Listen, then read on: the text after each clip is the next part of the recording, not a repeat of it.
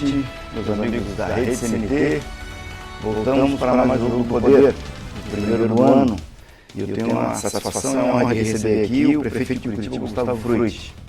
Como vai, Gustavo? Tudo bem? Boa noite, Rochinha. Obrigado pelo convite e aproveitar novamente desejar um feliz ano a você, a toda a equipe e aos telespectadores. Bom, eu no começo de dezembro li um editorial na Gazeta do Povo que eu achei assim alvissareiro.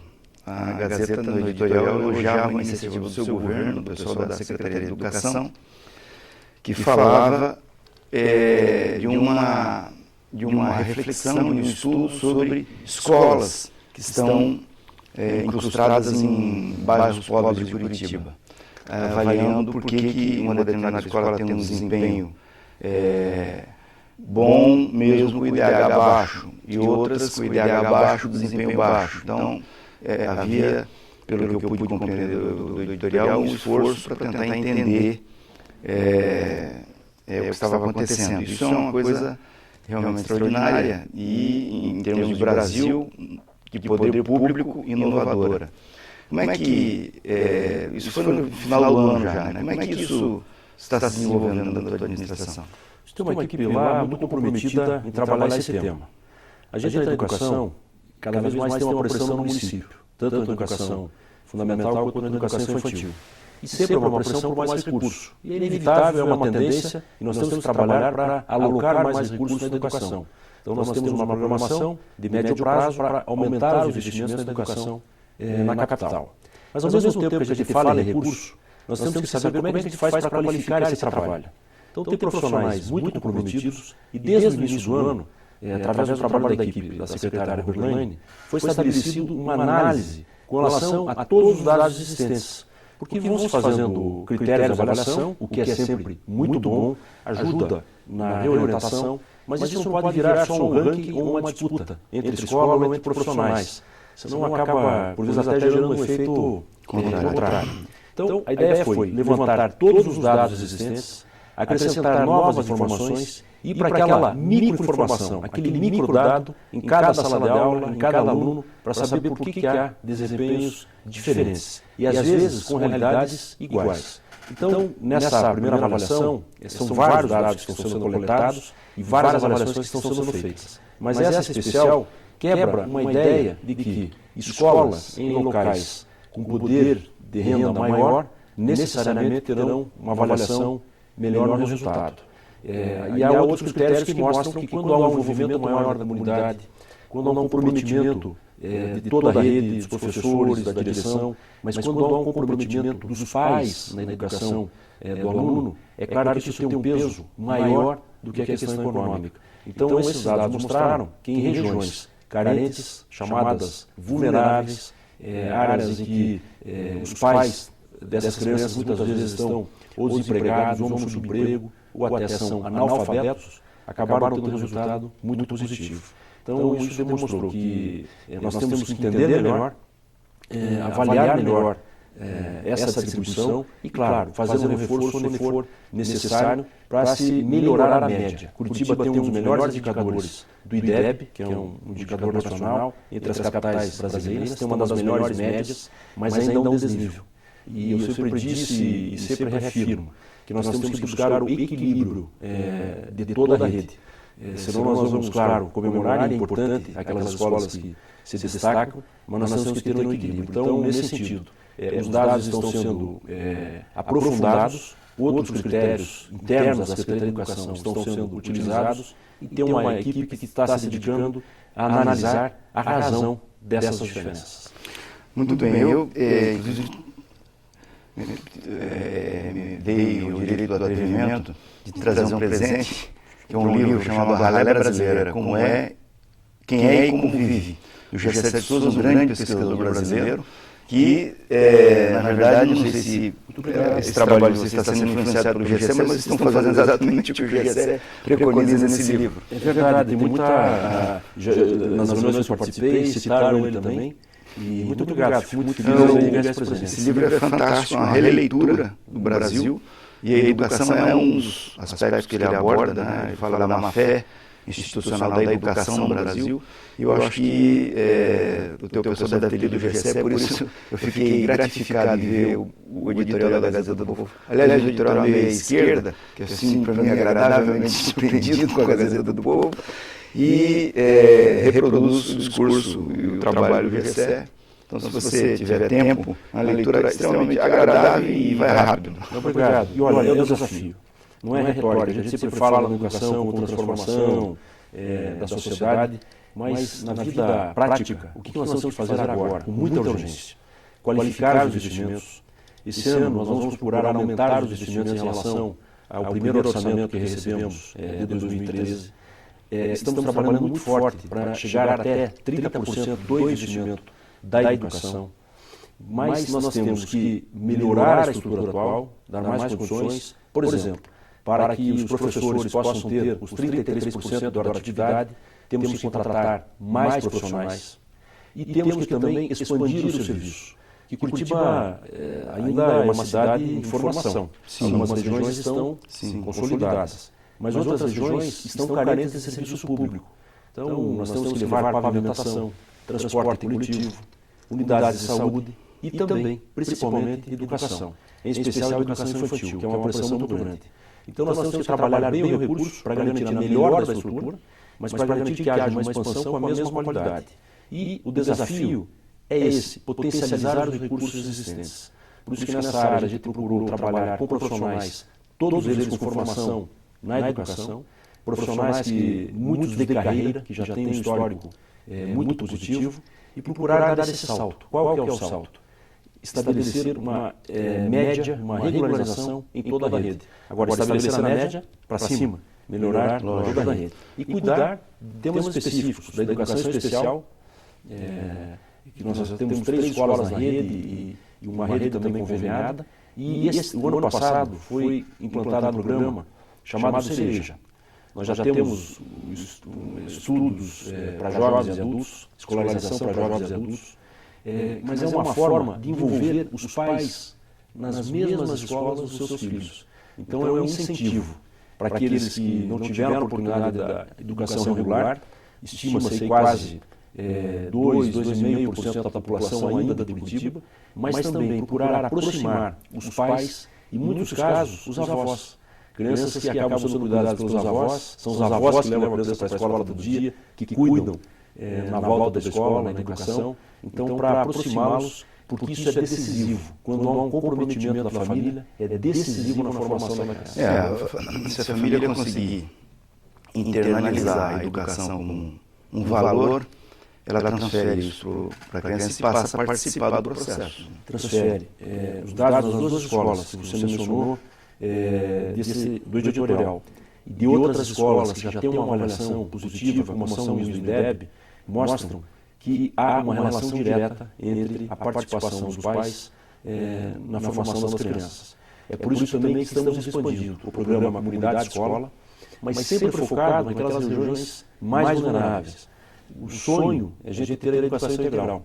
Então a rede municipal hoje já garante isso na educação infantil, já estabelece a educação integral em muitas escolas da educação fundamental, mas em outras áreas nós estamos fortalecendo o contraturno e programas como Comunidade Escola e o Portal do Futuro. Esse eu acho que foi talvez uma das grandes mudanças ou inovações do ano passado. É envolver a partir da escola, da comunidade, em várias ações, fortalecendo a educação formal, evidente, mas fortalecendo o chamado contraturno, com atividades que envolvem a Fundação Cultural de Curitiba, a Secretaria de Esportes e Lazer, envolve muito a Secretaria de Saúde. O ano passado, Rochinha, nós começamos a dar um atendimento para todos os alunos da rede municipal.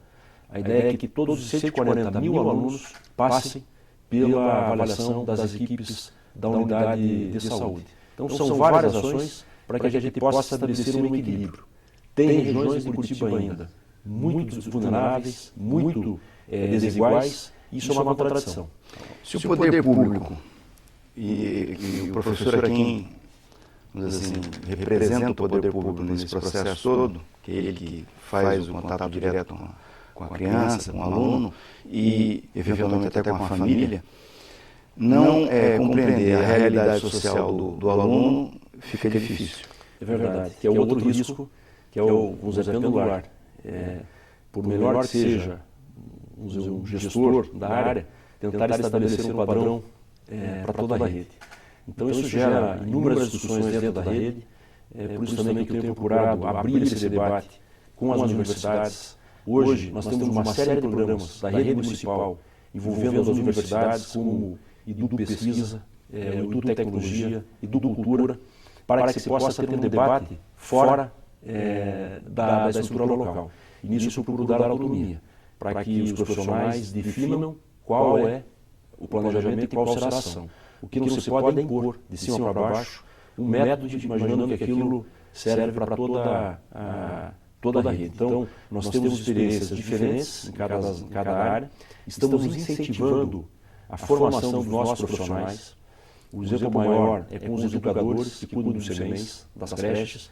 Hoje, mais da metade da rede, e vem se dedicando, claro, há muito tempo, muitos anos, mas mais da metade da rede já tem curso superior, e nós estamos promovendo e qualificando para que os professores possam ter curso superior, mas possam ter também cursos de especialização. Mas isso é para provocar esse debate, para que este bom choque possa estabelecer uma pedagogia que consiga conquistar os alunos, mantê-los em sala de aula, mas consiga conquistar a comunidade. Ótimo, se é assim eu sinto que estamos no caminho certo. Vou ter que chamar um intervalo e volto em seguida com o prefeito Gustavo Frutti. Voltamos nos estudos da Rede CNT, recebendo no primeiro programa do ano o prefeito de Curitiba, Gustavo Frutti. Gustavo, como é que está esse problema que é a chaga brasileira? Está aí o governo federal com os mais médicos, porque não se consegue atrair médicos para o SUS. Você está em Curitiba, numa capital que é admirada nacionalmente, e no entorno de Curitiba, o prefeito de Piraquara, por exemplo, eu entrevistei ele no passado aqui, ele trouxe 3 cubanas aqui até o estúdio, eu conversei com uma delas aqui, entrevistei ela em venezuelano, ele tem 5 lá, 3 cubanas, um venezuelano, um argentino, se não me engano, e uma brasileira. E eles estão trabalhando, dando um expediente aqui no Guaraituba, que é mais próximo ainda de Curitiba do que Piraquara. Então, é um drama. Como é que está como é que a leitura que nesse primeiro ano de governo vocês já conseguiram fazer desse processo e quais são os desdobramentos que nós podemos esperar? Tem um passo muito importante. Uma prefeitura como Curitiba, a pressão é na mobilidade, é na segurança cada vez maior, é na educação, mas seguramente em 2013 o maior desafio foi na saúde. Há exatamente um ano, quando a gente assumiu, nós encontramos uma crise no Hospital Evangélico, que era responsável, era o maior hospital em termos de atendimento do SUS em Curitiba e região metropolitana. Ao longo do ano, todo o trabalho foi feito primeiro, fortalecer a atenção básica. E por que isso? No momento em que nós não temos uma rede que dê uma resposta mais eficiente, é evidente que isso aumenta a pressão naquelas unidades que ficam abertas até mais tarde, em especial nas unidades de pronto atendimento 24 horas. Então o desafio é ampliar a atenção básica para que haja cada vez mais um trabalho de prevenção e uma relação do morador da cidade com profissionais da área de saúde pública. Com isso, hoje nós temos mais da metade da população que já é atendida nos programas de saúde da família.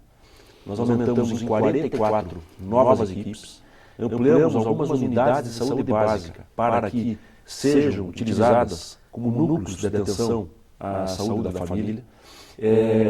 Com esta ampliação, nós vamos aumentar esse ano.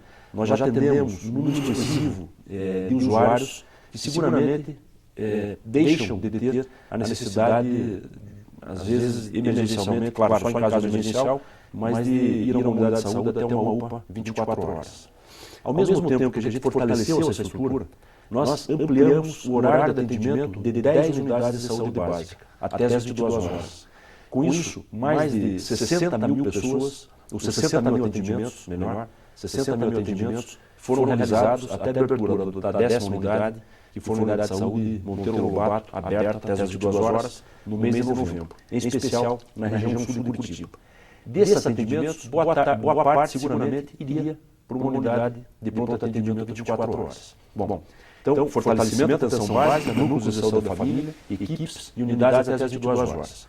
Além disso, e este é um desafio maior, é a repactuação da relação da rede da Prefeitura com os hospitais, sejam eles filantrópicos, públicos ou privados, aqueles que contratualizaram atendimento para o SUS. Então, com isso, o Hospital Santa Casa e Mater Dei passaram no passado a ser 100% SUS. Eles têm um aumento no repasse mensal e absorvem mais pessoas, mais atendimentos na sua rede. Fortalecemos o atendimento nas unidades 24 horas, elas aumentaram mais de 40% o atendimento. E aí houve um incremento de profissionais. Foram quase 900 profissionais contratados só para a área de saúde. 900 pessoas, 40% de atendimento. Mas o que acontece? As UPAs estão se transformando em pequenos hospitais, porque ela tem que ser uma passagem para aquele caso de emergência, principalmente para a central de leito, que administra, e para as unidades de tratamento intensivo.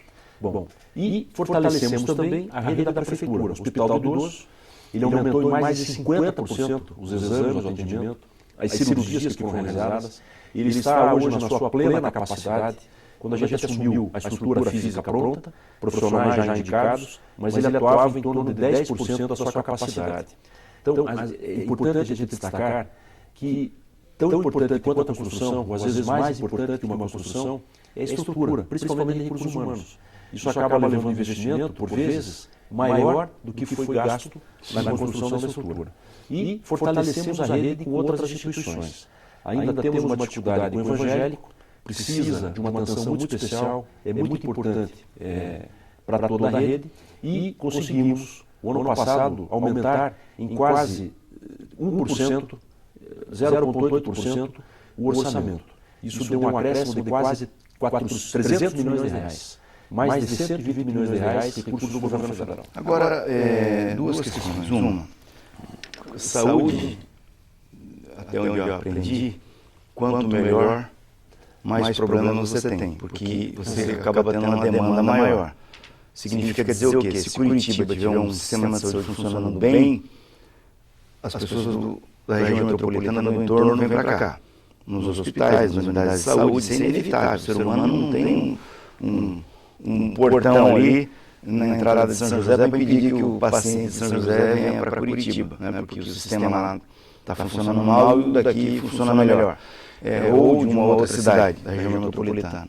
Então, primeira questão, como trabalhar isso? Né? Porque é uma coisa só. Não dá para dizer que a saúde em Curitiba não é a mesma de Almirante Tamandaré, Rio Branco do Sul, São José dos Pinhais, cidades mais chegadas aqui no entorno. A segunda questão é relacionada com o hospital da Universidade Federal do Paraná. Até o final do ano, a notícia que eu tinha que por razões corporativas, por razões políticas, ou seja, por razões que não se justificam, né, o hospital não está sendo utilizado na medida em que deveria estar sendo utilizado. Que é um equipamento importante, e o governo federal criou aquela empresa, que é uma ideia boa, uma ideia extraordinariamente bem posta, para gerir esses hospitais universitários, e parece que, por razões, como eu digo, eu não entendi, a Universidade do Paraná não entrou nisso ainda, e portanto não está recebendo recursos, portanto o seu hospital não está funcionando, não está atendendo a população como deveria. É um equipamento importante. Então, como equacionar essa situação dos nossos vizinhos, nossos bons vizinhos, né, fazem parte da nossa vida, e esse equipamento importante que é o da Universidade Federal do Paraná? Tem razão, Baixinho. O primeiro ponto, nós temos feito muitas reuniões com os prefeitos da região metropolitana. Eu tenho procurado fortalecer e participar e legitimar o trabalho da SOMEC, que é a Associação dos Municípios da Região Metropolitana, e é presidido hoje pelo Luizão, que é o prefeito de Pinhais. Na última reunião, eu apresentei alguns dados, entre os quais os dados da área de saúde. Cada vez mais, nós temos que pensar de forma integrada. E como se disse, não há como dar um tratamento diferenciado porque alguém mora de um lado e do outro de uma rua. Então, a integração ela passa pela questão de resíduos, o consórcio do lixo, passa pela questão do transporte, está aí o debate, e vai ter agora a bomba relógio, em fevereiro, referente à integração do transporte metropolitano da tarifa, e passa, entre outros temas, em especial pela saúde. O dado que eu apresentei, que algumas unidades de pronto atendimento, em algumas regiões de Curitiba, em determinados dias, em determinados horários, atende quase que uma parte expressiva, em alguns casos mais da metade dos atendimentos, de usuários e moradores da região metropolitana. O sistema é único, é evidente que não se faz nenhuma separação, nenhum filtro com relação a isso, mas esses dados são coletados até para encaminhamento do Ministério da Saúde. O que é fundamental? É fortalecer também a atenção básica na região metropolitana. Hoje nós temos alguns hospitais que são referência na região metropolitana, seja em Campina Grande, seja em Campo Largo, mas nós precisamos fortalecer a atenção básica, não só destinar recursos para alta complexidade, que é mais cara e acaba gerando um déficit na atenção básica. Então é usual que o morador que passa por uma emergência, não tem um atendimento, se desloque para a capital. Então nós temos insistido muito com o governo do Estado e com o governo federal para que haja também investimentos nesses municípios, para que haja uma descentralização desses atendimentos. É muito importante isso, porque é uma sobrecarga na rede que não dá conta. Repare como é comum a gente ter denúncias, crises, às vezes tem lá 10 pessoas numa UPA. As 10 estão precisando de uma UTI. A UPA não tem UTI. Não é o papel dela ter uma UTI. Os profissionais fazem uma atuação, às vezes, milagrosa de preservação das vidas. Então, nós fortalecemos a central de leitos, fortalecemos a nossa rede de ambulâncias, colocamos equipamentos novos na nossa rede, mas, como você disse, a gente faz o investimento, melhora o atendimento, é claro que aumenta a demanda. No caso do Hospital das Clínicas, a universidade é parceira na atuação. Tanto a PUC, a Federal, o Evangélico, tem uma rede muito importante, decisiva para a rede de saúde da capital. Nós vamos investir em 2 novas UPAs, uma na região sul e uma na matriz, que vai ser junto à Universidade Federal do Paraná, junto ao Hospital das Clínicas. Até para que se possa trabalhar nos cursos de residência com profissionais comuns e até no atendimento especializado quando for o caso. Mas toda vez que se diminui um leito do HC, isso gera uma crise. Eu citei o evangélico, mas o HC tem uma estrutura que por vezes acaba não sendo utilizada. Eu também falo isso com muito cuidado, eu insisto, a universidade é parceira, a reitoria tem ajudado muito em diferentes áreas da cidade de Curitiba, mas a universidade fez uma opção, é uma decisão interna, é evidente que eu não vou emitir juízo, mas fez a opção para não contratar profissionais por essa empresa que foi criada pelo governo federal. Então isso acaba dificultando as contratações de profissionais pela Universidade Federal do Paraná. O Ministério do Trabalho, o Ministério Público do Trabalho, questiona a forma de contratação pela fundação e com isso acaba gerando a pressão que como consequência, gera a diminuição de leitos. Em alguns momentos, mais de 100 leitos do HC acabaram não sendo utilizados. É ruim isso para toda a rede e, de alguma maneira, nós queremos, torcemos, né, para que a universidade encontre o caminho. Perfeitamente. Se a universidade tem algum compromisso com a sociedade onde ela vive, esse tipo de decisão não se justifica. É preciso que a Universidade Federal dê uma explicação clara para a população, porque tem esse número de leitos lá que não são utilizados por razões de natureza corporativa, autonomia universitária, como se fosse uma coisa a obstar o atendimento do interesse público, o atendimento da população de Curitiba. Isso está errado, é preciso rever essa posição. Vamos ao intervalo e voltamos em seguida. Voltamos ao estudo da RCNP, hoje recebendo o prefeito Gustavo Frutti. Nós ficamos no primeiro bloco na educação, no segundo nós falamos de saúde. Provavelmente não vamos conseguir falar de todos os problemas de Curitiba hoje aqui, vai ter que voltar um outro dia. Mas o próximo não tem como não falar, que é o problema do transporte coletivo. Nós estamos aí, passamos o ano, especialmente a partir de junho, né, das manifestações de junho, a prefeitura se debruçando sobre esse problema, que no caso de Curitiba tem um adicional, que é o problema da integração. né, do financiamento do governo do Estado, que foi instituído e que a cada vez que se fala nisso dá uma dor de barriga. Mas agora em fevereiro vamos ter o problema de novo, que precisa saber se o governo do Estado vai continuar investindo nisso ou se não. E aí, qual será a solução? Não sei também ainda. Por contrato, dia 26 de fevereiro de todo ano é o data para a revisão da tarifa técnica. O que é a tarifa técnica? É a soma de todos os custos para se saber quanto vale cada passagem paga pelo usuário. Então, a tarifa técnica se inclui os insumos do veículo, o diesel, combustível, se inclui ampliação da frota, renovação da frota, se inclui a folha. A folha representa pouco mais de 40%, é expressiva, porque a renda é expressiva, lógico, tem que contratar profissionais, tem que ser bem pagos. Então, isso tudo é revisto a cada 26 de fevereiro. Por que se estabeleceu essa data?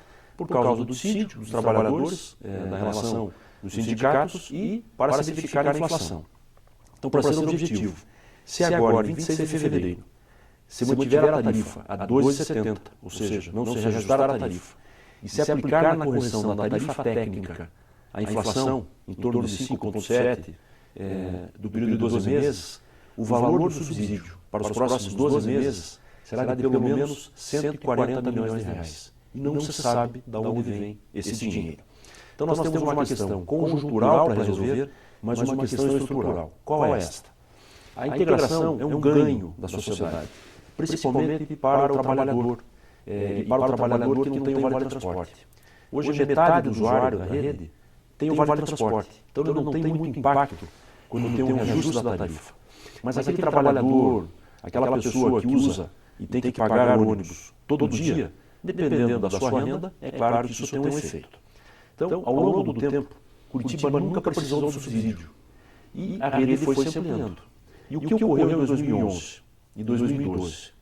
Se coincidência ou não, no ano da eleição, não se deu o reajuste devido na época, e naquele ano o governo do Estado passou a colocar um subsídio na tarifa para garantir que fosse mantido o preço sem aumento para toda a região metropolitana. Hoje, nós temos a seguinte situação. O subsídio virou algo que gera quase uma dependência, ou seja, o sistema está refém desse subsídio. Quando eu tomei posse, o Sindicato das Empresas publicou uma matéria, um institucional, na capa do jornal, dizendo que Curitiba e o sistema devem para as empresas 200 milhões de reais. E veio o mês de junho do ano passado, que gerou uma manifestação espontânea no Brasil, e o tema principal, ou um dos temas principais, foi a questão do transporte coletivo em todo o país. Então, várias capitais baixaram a tarifa, algumas tinham dado um reajuste, voltaram ao valor anterior. Curitiba, nós conseguimos pela primeira vez, e é claro, e aqui houve uma forte participação do governo federal, foi muito expressivo na questão do PIS/COFINS, e no final do mês de outubro do ano passado, a participação do governo do Estado com relação à isenção do ICMS do diesel. Então nós saímos de um valor da tarifa técnica de 3,12 a 3,10 e chegamos agora ao valor da tarifa técnica próximo de 2,93. Então, esse é o valor que é pago para o sistema, para ele funcionar. E a Prefeitura e a URBS estabeleceu o preço com a Comec de 2,70. Ou seja, nós temos esta diferença. Como é que a gente enfrenta isso? Então, ao mesmo tempo que a gente tem que definir com a região metropolitana, nós temos que definir com o governo do Estado. E por que, Rochinha? Que fique bem claro. Curitiba não precisa de subsídio. Nós defendemos a integração como legítima, socialmente justa. Normalmente, quem se desloca mais longe do trabalho para casa é porque tem que pagar uma área mais distante da região de trabalho. Então, tem razão para isso. Hoje, em alguns municípios, mais da metade da população se desloca para outro município para trabalhar, mas temos que definir como é que vai se manter esse sistema. E a responsabilidade pelo transporte entre municípios não é da Prefeitura, é do governo do Estado. Isso é no Brasil, está na Constituição. Em alguns governos eles vão além. Por exemplo, o governo de São Paulo assumiu integralmente o metrô. O governo do Rio, integralmente o metrô. Agora, novos investimentos que a gente vê na Bahia, em Pernambuco, o governo do Estado assume isso. Mas aqui não, cada vez mais se quer passar a responsabilidade só para a Prefeitura. Então nós abrimos todas as contas. Pela primeira vez, já no início da gestão, nós colocamos em público mais de 15 mil páginas, em impresso ou meio eletrônico, para que todos tenham acesso à licitação, que gerou e está gerando um debate sobre a sua legitimidade, os contratos, as planilhas e o custo da tarifa. Foi feita a comissão de fiscalização na URBS, com participação da sociedade, com audiências públicas. Foi feita uma auditoria pelo Tribunal de Contas, que deve ser votada pelo Tribunal. Essa auditoria ela teve por base também informações da URBS. Foi feita uma comissão parlamentar de inquérito na Câmara e todos esses dados foram encaminhados ao Tribunal de Contas e ao Ministério Público, para que haja até um debate, está havendo um debate na natureza judicial. Dou um exemplo. O Sindicato das Empresas se antecipou a qualquer risco com relação à licitação e conseguiu uma liminar na Justiça para adiar investimentos de renovação da frota a partir do ano que vem. Isso é uma exigência da licitação e contratual. Então nós estamos trabalhando em tudo, no que depender da Prefeitura, reduzir a tarifa técnica, mas eu insisto, no que depender da Prefeitura. Tem questões que dependem do governo do Estado, do governo federal. A integração é um assunto do governo do Estado. Mas isso é um bem que nós temos que lutar todo dia. É justo, é necessário, socialmente mais do que justificado. Mas nós temos que ter a fonte de financiamento. Por exemplo, a Comec tem um grupo pequeno lá, pessoas altamente comprometidas e qualificadas, mas eles não têm estrutura para gerenciar o sistema. Hoje nós temos 4 consórcios. 3 que atuam exclusivamente na capital e 1 que atua na região metropolitana. Quem administra isso é a URBS. E a URBS não recebe absolutamente nada por essa administração. E há quem defenda que também não receba pela administração em Curitiba. Daqui a pouco não vai ter fiscalização mais do sistema. Então o que nós estamos pedindo? E já foi feita uma solicitação para que haja renovação do subsídio. E nós entramos num processo que vai ser assim, é uma curva, até o dia que se fique sem essa dependência, insistindo que Curitiba não precisa do subsídio. Segundo, que a Comec assuma a gestão do sistema e faça a licitação do transporte metropolitano. Podemos estabelecer parcerias, convênios, não tem problema, mas que façam efetivamente a licitação e cuidem do transporte. Agora, eu queria entrar nessa área. Um dos pontos recorrentes das manifestações de junho do ano passado foi a questão da estatização do transporte coletivo, ou seja, tarifa zero. É um discurso que foi repetido. Acho que já passou um ano, já posso te fazer essa pergunta. Eu, quando ouço isso, apesar da minha militância toda, eu tenho calafrio.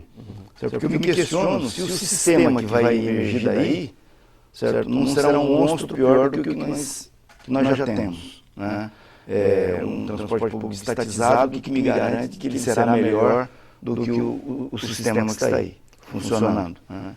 E qual é a impressão que você, Gustavo, pessoalmente, como cidadão, né, como militante político, consegue ter dessa experiência que você está tendo? São várias questões. Ali, no mês de junho, aconteceu algo inédito na história brasileira. Sim. Se compararmos aí a retomada da democracia, talvez nunca tenha acontecido uma manifestação espontânea como esta. Houve bandeiras, anistia, eleições diretas, impeachment, mas essa foi uma manifestação espontânea. Então eu falo isso com cuidado, com respeito, porque é legítimo que as pessoas peçam mais qualidade e eficiência no serviço público. Daí vira uma bandeira. Na hora que o sistema perde a qualidade, é evidente que isto vira uma bandeira. O segundo ponto é a consequência, os subprodutos dessa manifestação. E tende a radicalizar. E ninguém sabe se isso vai voltar ao que vem, este ano. Eu queria só te interromper, porque eu vou ter que chamar um intervalo para você poder desenvolver o raciocínio melhor com o bloco inteiro. Voltamos em seguida com o prefeito Gustavo Frutti, hoje no Jogo do Poder.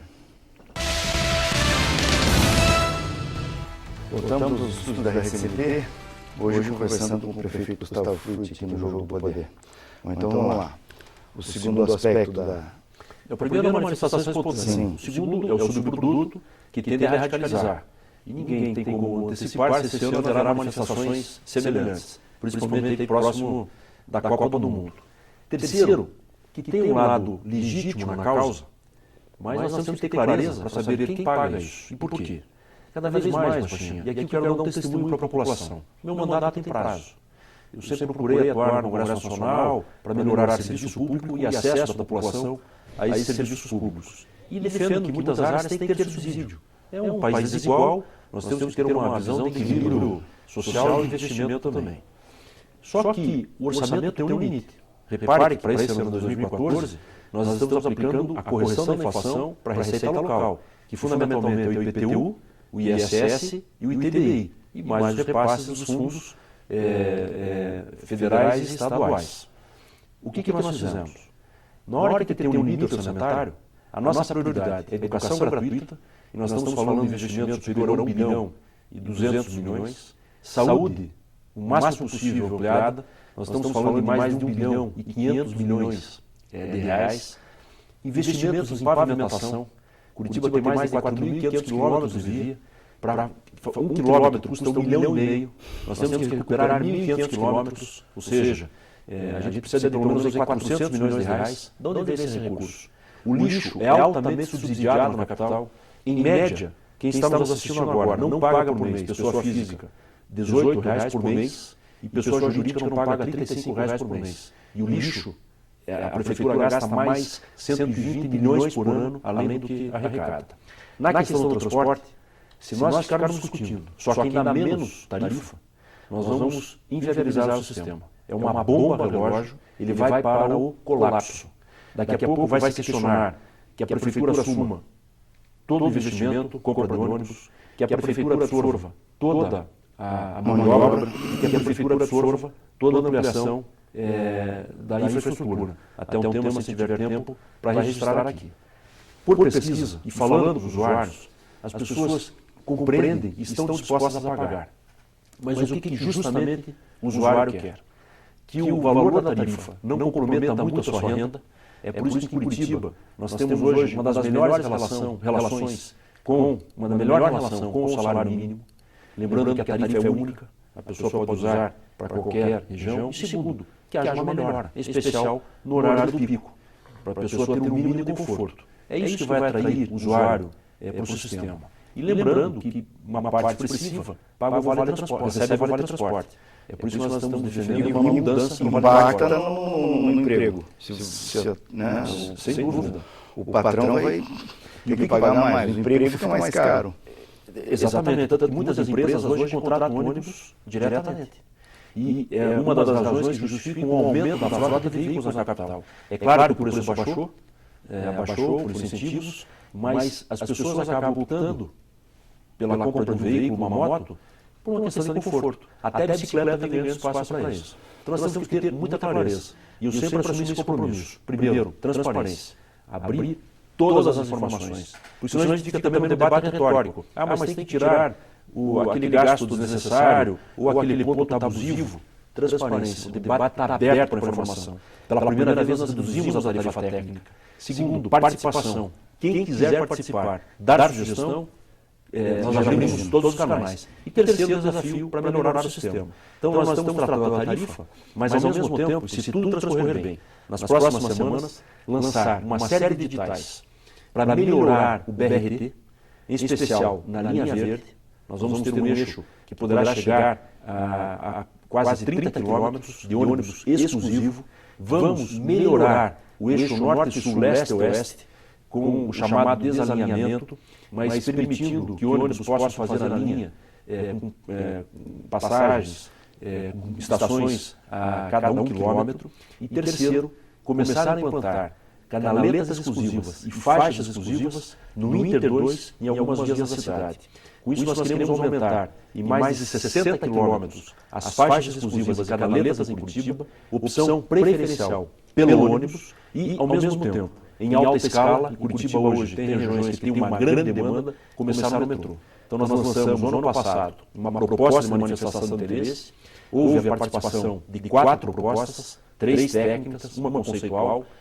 Todo o acerto financeiro foi feito com o governo federal e agora tendo a participação do BNDES, e, se tudo transcorrer bem também, lançar nas próximas semanas o edital e ainda no primeiro semestre, se tudo transcorrer bem, iniciar esta obra, que vai ser o maior investimento em mobilidade na história de Curitiba. Serão em torno de 4 bilhões e 500 milhões de reais por um trecho de quase 17 quilômetros.